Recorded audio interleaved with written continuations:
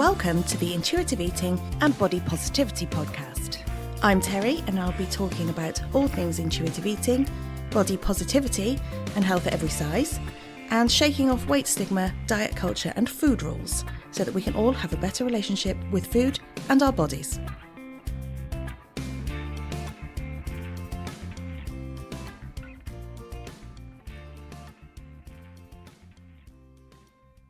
Hello! Guess what? I've got good news. I come to you with good news this week. Luna is home. She came creeping into the garden one afternoon and we just froze. Like, oh, there she is. What do we do now? And we coaxed her up to the door. She was clearly very hungry, meowing at us from the end of the garden. And we coaxed her up to the door. I put down a feeder for her. She ate. She was very hungry and bless her heart, she was very skinny. So I gave her some food. Now, in a moment of panic, you don't go, right, what is a sensible approach to feeding my cat? You go, she's hungry, she's been out there for weeks, I need to feed her. Now, I know that a human being who has not eaten for a few weeks needs very careful refeeding. You can't just shock the body with loads of food again. It does all kinds of weird things to the body. I didn't think this about my cat, did I? I was just like, she's hungry, I need to feed her. So I fed her. Luckily, she was fine. I fed her, she had some water, and then she wouldn't quite come into the house. I don't know what she was nervous of, but she just wouldn't come into the house. And she went and she hid under some furniture outside. We had to go out, so we left her there. And I thought, right, she knows where the food is now. She knows where the water is. She knows where we are. Okay, that's good. Came back home, couldn't coax her in.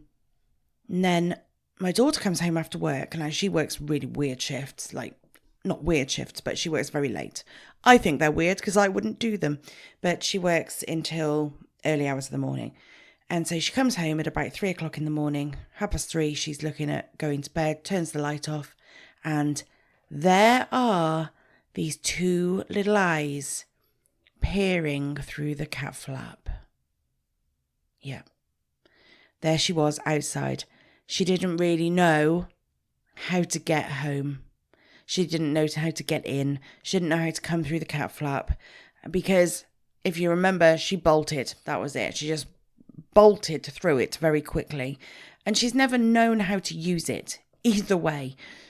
So she didn't know how to get into the house. She was just the other side of this cat flap meowing. So my daughter opens the door and she comes trotting in. She just comes trotting in. Now, they've always had this bond, right?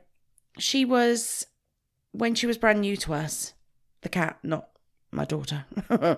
My daughter was the one who spent an awful lot of time sitting and just being a very lovely, calm presence in the room. And so they've got this little bond. And Luna will follow her around the house. She won't do it for anybody else, but she will follow her. And I wonder if the fact that it was her coming home and coming in is what attracted Luna back into the house. Either which way, I'm very grateful that she's home and she's back in. We took her to the vets. She is very thin, very, very, very thin. She clearly hasn't eaten. The vet thinks that she's survived on the odd mice. Mice? The odd mice? Nope. The odd mouse or a bird maybe. But she said she's not really eaten. And she's very dehydrated. But not poorly enough to keep her in the vets. So this is good. So now she's here and she's home and she hasn't ventured out again. She hasn't been anywhere near the cat flap. But she is back to square one on the old confidence scale. She is very nervous still. She is hiding away a lot still. Oh, it's frustrating because we've put a year of work into trying to relax her. And now it feels like we've had a massive setback. But she's home, and that is the main thing. So that is the news I come to you with this week. I am not going to tell you anything else because that is just the best news ever. So no need for me to talk about anything else in life other than Luna is home. Thank goodness. Today I want to talk about permission and seeking permission from other people mainly. I had a session with a client last week and we talked about a lot of things. We talked mainly about confidence in the clothes that she wears to work and the fact that she has a work wardrobe that is quite small and she doesn't feel comfortable in it, and she's comparing herself to other people in the office and what they wear and what they look like, that sort of thing. And we got to the bottom of this and we actually realised that she's seeking approval from the people around her. That's what it boils down to. Her clothes choices, the people she looks up to, the people she surrounds herself with, the fact that she doesn't wear some things that she would like to wear because maybe people won't approve of it. The clothes that she wears are safe for her, even though she's not happy in them. So we spent nearly an hour just talking about this and getting into it. And this is what we came up with. This is what came out of her, because that's the beauty of coaching. I don't tell anybody what it is. It comes out of you as the coachee, as you do the work and you process things. She realised that she's seeking permission from other people all the time in various different ways. And we do that, right? We do it all the time. We want to fit in. We want other people to like us. We want to be perceived a certain way. It's very, very natural. But sometimes that permission granting or the permission seeking can really restrict you and the way you behave, the way you dress, the way you show up, the way you eat, all sorts of things. But you only really need approval from yourself. And this is what we came to at the end of this session, was that if you really want to be yourself, if she really wants to be herself, that it can be okay without having the permission from other people. Now, I really, really appreciate her allowing me to talk about this. I did ask permission. Of course, I would never talk about client journeys without seeking permission. But I thought this is such a great topic. So I said, would you mind if I discussed it on the podcast? So I really, really appreciate that. We'll stay anonymous. I'm not disclosing any more details. It's just the situation around it. But it's important, I think, to have these realizations and then be able to work through it. So let's look at why we seek permission. Quite often, this is a childhood conditioning type of thing. From a very young age, you're told what to wear, aren't you? You're told what's appropriate, what's not appropriate, what sort of style you should wear. Quite often as a young child, you're dressed in the same sort of style as your family likes to wear, that sort of thing. You're told how to act. You're told how to be. You're told how to behave. And for an awful lot of children and young adults, this also looks like be quiet. Don't be seen. Don't stand out. Don't make a show of yourself. That's a thing that I heard when I was little. Don't make a show of yourself. Don't show me up. Don't make a scene. Don't make people look at us. Don't be an attention seeker. We hear it all the time when we're little. And sometimes we hear it off other people too. At any age, we hear comments on the way we behave, the way we act, the way we dress, the way we approach life, the way we approach the world. And you might hear those comments directly to you. You might hear them in passing. It might be that you're not supposed to hear it and you hear it, or you see it written, or somebody comments on a social media post, or there's lots of different ways that you can have these comments and receive these comments. And they all factor into how you feel about yourself and how you show up. And then there's social comparison, looking to others for cues instead of tuning into your own preferences. You always want to be approved and pleasing other people. Some people will say that they are people pleasers. Some people will say, I always do things to seek the approval of others. I do it just to keep people happy.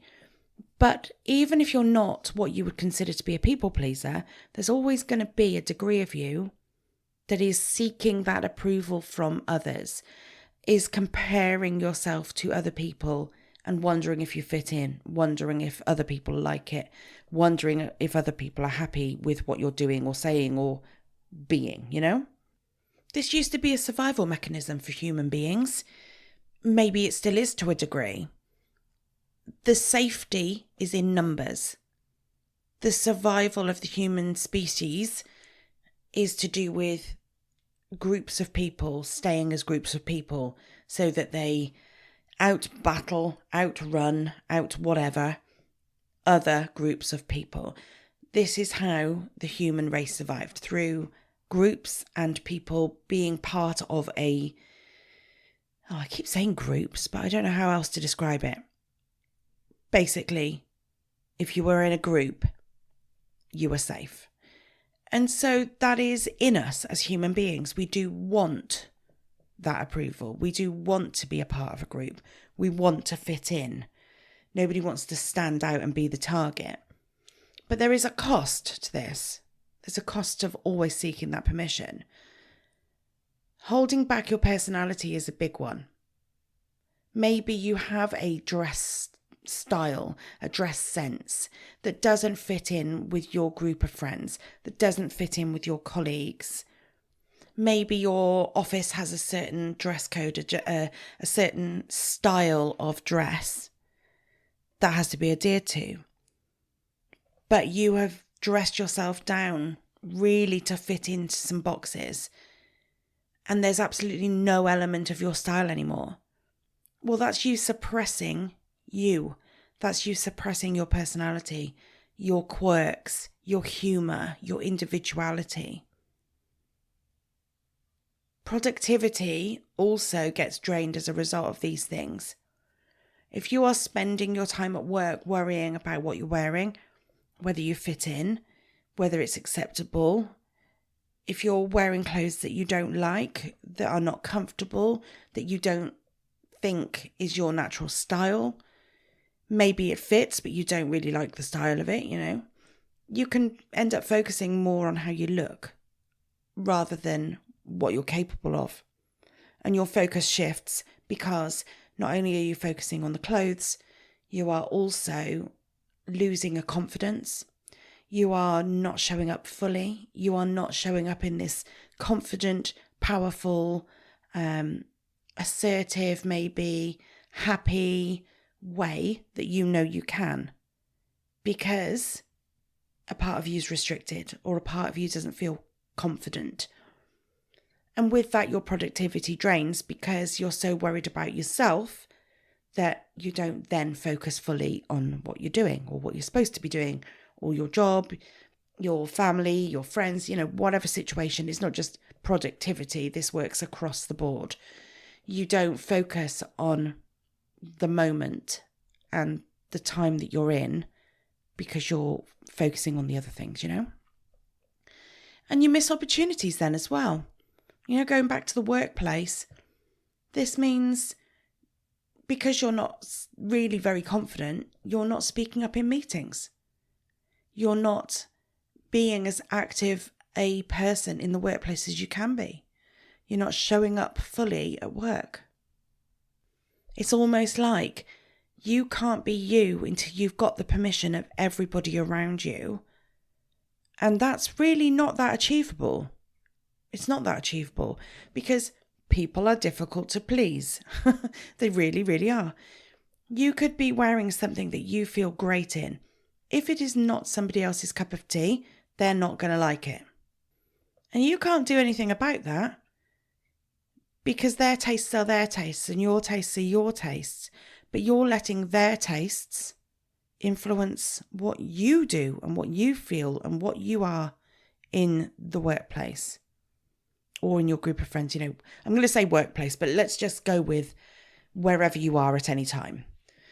I say workplace because this is the conversation that we were having in the session. So the thoughts of that other person and what they think of your clothes is having an effect on how you show up. But in reality, you can't control that. You can't control that. You can't do anything about it. You're probably never going to get that other person to like what you're wearing because they don't like that style. You, on the other hand, can just be happy in what you're wearing. You can be happy with your style. And then you can go about your day. Why is it so important to get the approval from these people? This is the question I come back to. What does that approval mean? Does it mean you're good at your job? Does it mean that you're some kind of fashion icon that people want to follow and be like? Does it mean in some way that they like you? Because that's a possibility. The fact that you're attaching their approval of the clothes to their approval of you as a person. Is it the approval that you've done something right? And actually, it's not about the clothes. It's just the fact that they are saying you've done something right. There's lots and lots of avenues that this approval can go down. And only you will know why you are seeking that approval. But what does the approval of others for the clothes that you are wearing matter?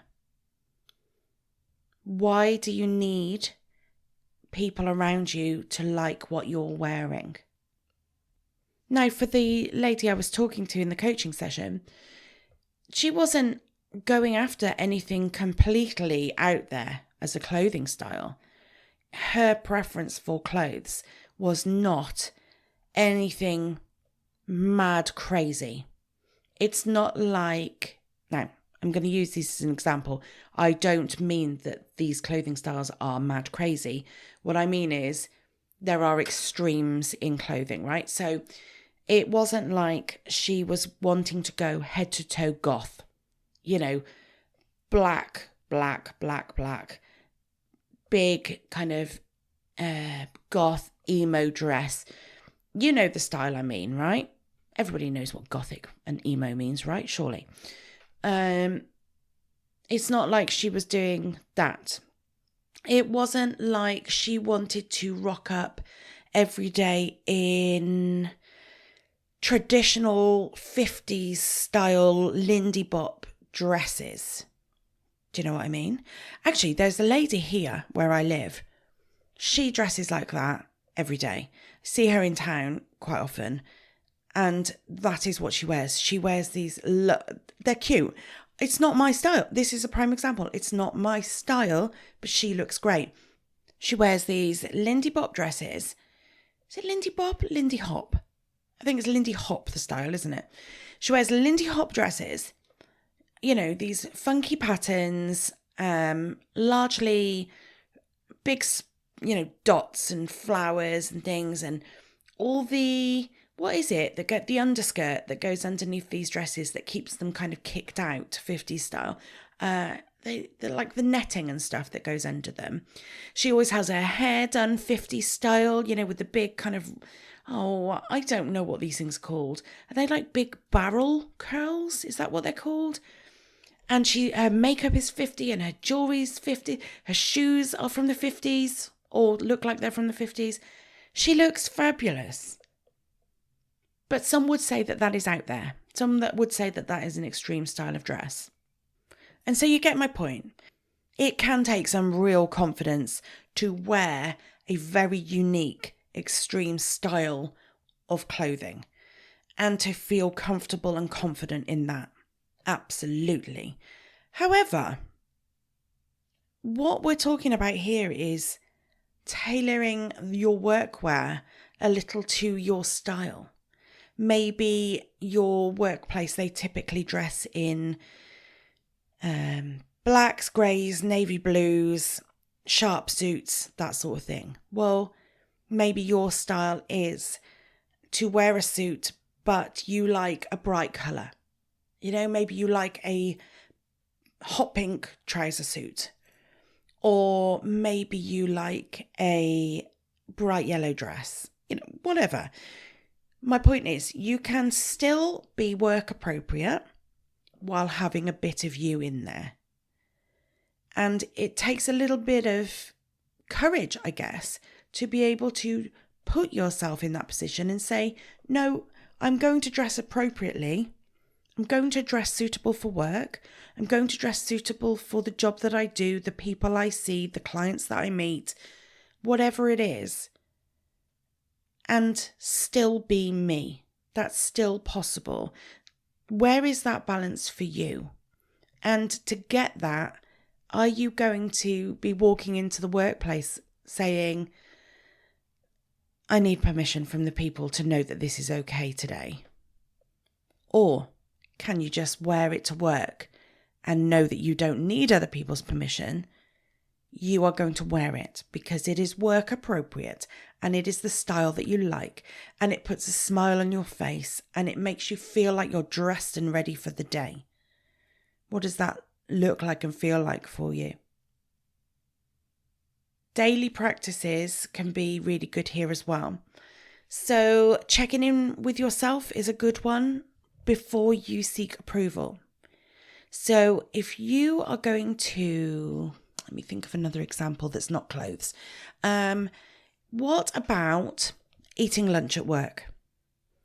Do you typically take sandwiches and a packet of crisps and, a lunchbox? Do you basically just take a lunchbox to work and you eat it even though it doesn't really satisfy you?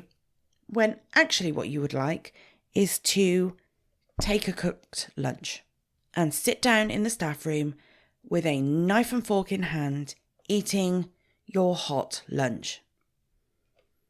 Now, for some people, that seems like a bit of a step out there. It's going to draw attention. And this is the thing that makes some people feel uncomfortable, isn't it? The attention of it. But do you need permission to eat the food that will satisfy you? Absolutely not. Absolutely not. It could be in that situation that you say something like, oh, you don't mind if I just sit here and eat this, do you? You don't mind if I heat this up? It's going to smell a little bit. And then with the clothes, you might say, oh, well, do you think I look good in this? Do you? What do you think? Do I look good in this? And it's those moments. They seem to be harmless comments, just small comments that we would just throw away comments. That's what I mean. But we do it all the time. What do you think of this? Oh, it's a little bit different. Oh, I don't know if it's me. Oh, I don't know if I should wear it. Oh, I don't know. What do you think? Oh, I'm going to have cooked dinner today. Oh, I don't know. I don't know. Do you mind? Do you mind if I eat it? All these are little bits of permission seeking that we don't even know that we're doing. So it's not even that it is always massive and you are actively looking for approval from everybody to tell you how brilliant you look or how well you're doing or, whatever that permission is that you're looking for. Sometimes it's the little comments. And it's good to catch those if you can. It's good to catch yourself before you do it, because then you can check in with yourself. This daily practice becomes, before I comment and excuse myself to others for the food that I'm about to eat, do I need to do that? Do I need to pre-warn people that I'm about to sit and eat lunch that I really enjoy? No, I do not. Therefore, will I say something? No, I'm not going to. And then if anybody says something to me, oh, cooked lunch today, or oh, that smells, or that smells nice.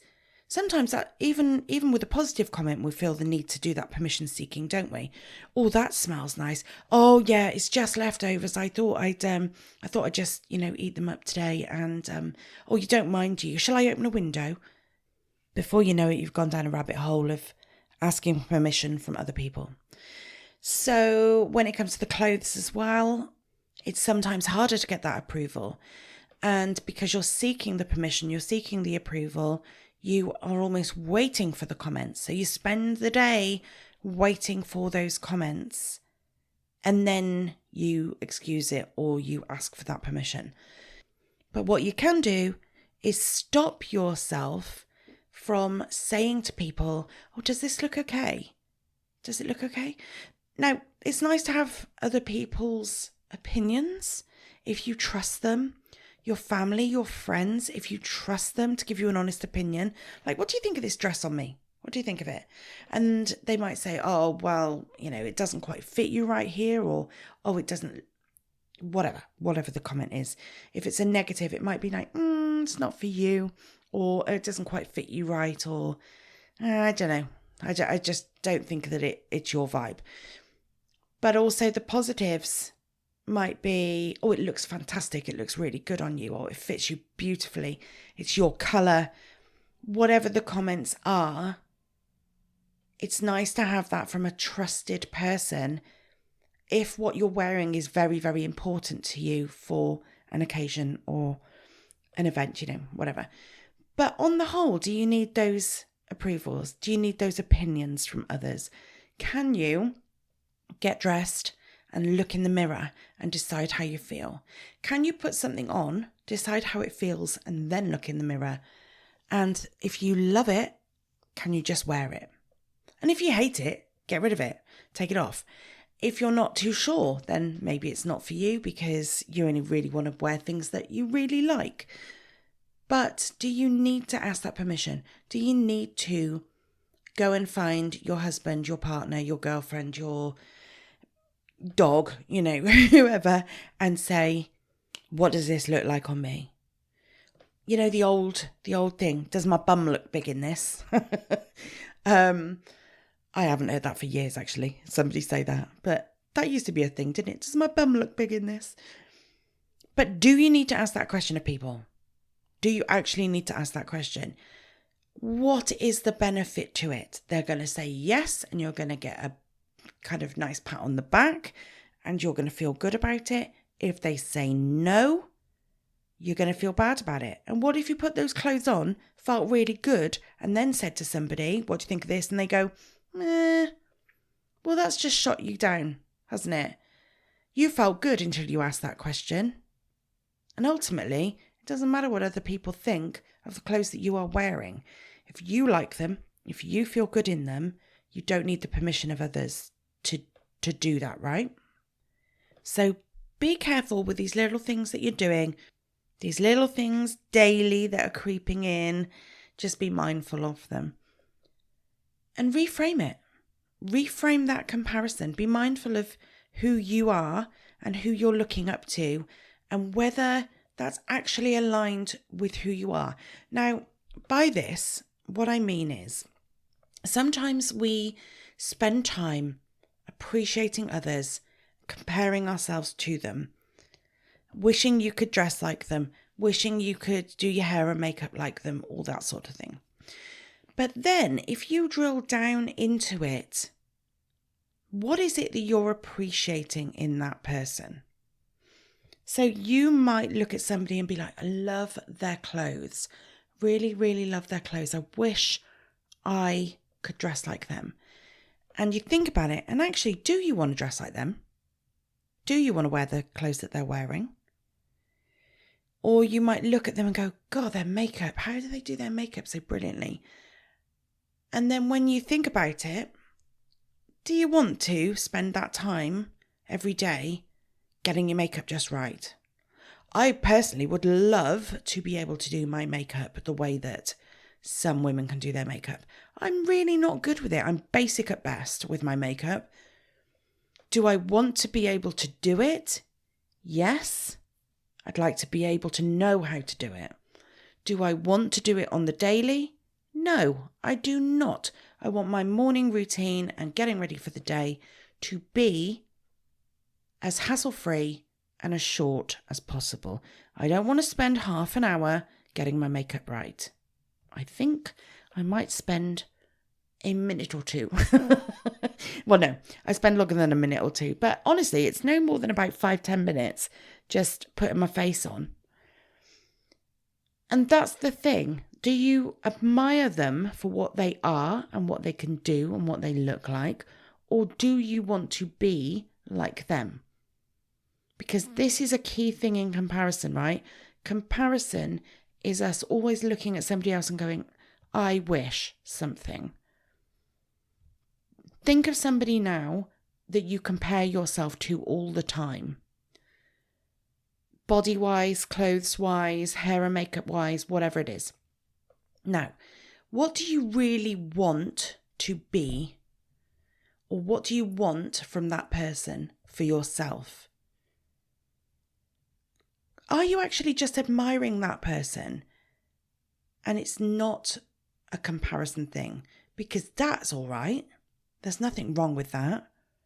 There is a difference between admiration and comparison. So be mindful of who you are, be mindful of who you're looking up to, and see if there is a misalignment there between the two. So now the person that you're looking to in the office and wishing that you could be like her, do you actually wish you could be like her? Or are you just admiring her? Maybe there are things you'd like to improve about yourself. I'm not saying that's not a possibility, but when you're doing that comparison, are you wanting to be like them? Or are you appreciating them and you want something different for yourself? Or is that comparison you, again, trying to fit in and get the permission? Because if she looks like that, and if she behaves like that, and if she wears her clothes like that, should I do that? Should I do that to fit in? You know, what is the underlying thing that you are worried about, that you are afraid of when you're comparing, when you're asking permission from other people? So, I mean, that was quite specific, but have a little think about the one area of your life that you've been seeking permission. What is it that you're asking permission for? And how can you take that back? How can you reclaim that power for yourself? It's really important that the opinions that you hold from other people, that they don't have this massive influence, that they don't make you feel one way or another, that they don't influence how you feel in your day, that they don't influence how you feel about how you fit in with a group of people or in the workplace, you know, wherever, whatever that looks like for you. You have to hold that power for yourself. The only way that you are going to be confident is if you are sure of the choices that you're making. And if you're sure of the choices that you're making for yourself in how you look, in how you approach the day, in your eating behaviours, in anything in life, then you do not need the permission of other people. You just don't need it. It feels like a bit of a reflective one, this today. I know that I have waffled around the subject. It's really, I find, quite a difficult subject to try and explain without working through it with somebody. So I've tried to give you some examples. I've tried to give you a bit of an explanation. I've tried to give you some thinking points. But really, sometimes you have to talk this stuff through. And that's how, in this session that I had with this lady, by the end of it, we'd unpicked it and she felt much better about her choices and she had clarity on who she was looking up to and why she wanted to fit in and how she could make some changes to be more herself in her clothing style. That's how this stuff works best, is when you talk it through and you work through it. So I would love to do that with you. If you would like to come and have a session with me, it only needs to be a one-off if you want, or you can have an ongoing set of coaching sessions. That's entirely up to you. But it's amazing the difference that one session can make. When we went into this session, this lady was really uncomfortable with the clothes that she was choosing for work. And by the end of it, she realised why she was dressing the way she was, how she wanted to dress, how she could put herself into that, what she thought of the opinion of others in her workplace. So much came out of it. If you would like that for yourself, I would really love to work with you. The link is in the show notes, of course. So let's do listener comments. What have I had this last week or so? I had a really nice message and it said, I thoroughly appreciate your podcast, Terry. You're spot on about Slimming World. I've done it and I've been, quote unquote, successful. But I took what worked for me and I left the rest. Intuitive eating has been far more helpful. I'm in a straight size body, but I no longer fear putting on weight. That is amazing, right? That's what we want in life. Essentially, it doesn't matter what size body you're in. What we want is to not fear putting weight on. Then I had one from Glenda. Hi, Terry. Oh, no, I love this message. Hi, Terry. Sending healing hugs. Hope you're feeling better soon. Oh, yeah, I'm feeling much better. Thank you very much. Yes, things are subsiding. I feel much, much better. Thank you. Also, hope Luna finds her way home safely, which she has, bless her. Weird food preferences, ? Where to start? I love roast potatoes, baked potatoes, chips and wedges, but don't put a plate of mash anywhere near me. Yuck.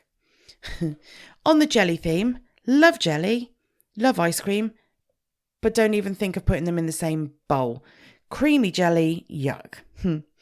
My husband loves pizza, toasties, etc., but cheese on a sandwich, or as he calls it, raw cheese, he won't go near it.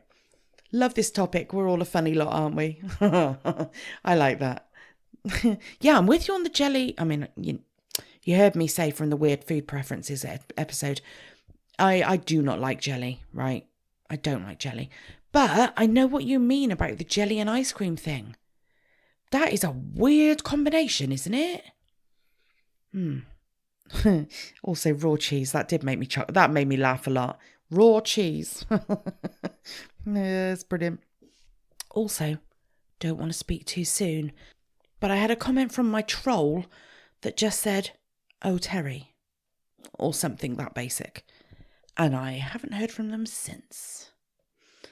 But the fact that they made that comment means they're still listening. So, hi. Takes all sorts, right? Everybody's welcome here. The way I see it, I think I said this before, the way I see it is I welcome everybody listening to my podcast because it's not about necessarily changing people's minds. Like, this person obviously has very definite opinions on dieting and Slimming World and the success that it brings for people. That I get this quite a lot. I get a lot of comments from people who say that I don't know what I'm talking about. I am clearly not successful at these things. Therefore, I'm just kind of dismissing it all as a bad idea. And I'm open to that conversation. I actually had somebody comment last week. They've deleted their comments now. But the comment basically said that I was a little bit bitter and twisted, and I clearly had a grudge because it hadn't worked for me, and therefore I was just bitter about it and looking for a reason to say that it doesn't work. Talking about Slimming World, that is. And I opened up a conversation about that, and I explained my history. I explained my journey, and I said, if you're in that position where you are in it and you are enjoying it and it's working, quote unquote, working for you, then that's okay, because you're in a position where you're clearly happy with what you're doing. However, the day does come when it doesn't work anymore. The day does come where you want something different for yourself. And I hope that the people who are listening and are still in that place will have somewhere that they can get some information if they start to change their mind. Or maybe I will educate them a little bit in the non-dieting way. This person on YouTube got quite upset about the fact that I dismiss Slimming World and called me out on all kinds of different things.